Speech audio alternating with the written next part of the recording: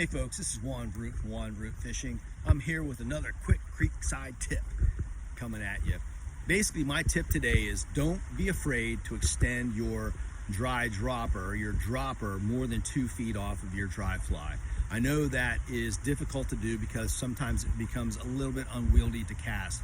Today, for example, I was probably fishing with a dropper in excess of 3 feet.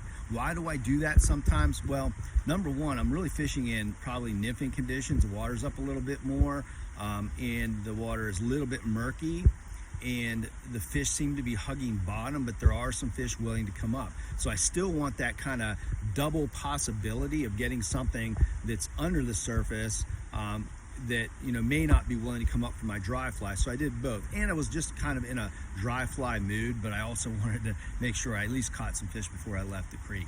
Today I did catch 4 rainbow though on the dry fly. So the two circumstances that I usually,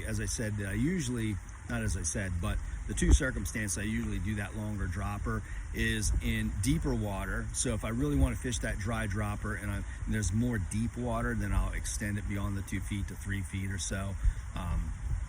Or like I said, today I want to, the water's up a little bit, the fish are hugging bottom, so that's the other circumstance. Fish seem to be hugging bottom, or some fish hugging bottom, and so I extend that to make sure that my nymph most of the time is dragging on the bottom of my dry fly. Again, could I fish a nymph rig? Yeah, I could, but I wanted that opportunity to catch a dry fly fish today, or some dry fly fish, and I did both. I caught some on the nymph, I caught some on the dry fly.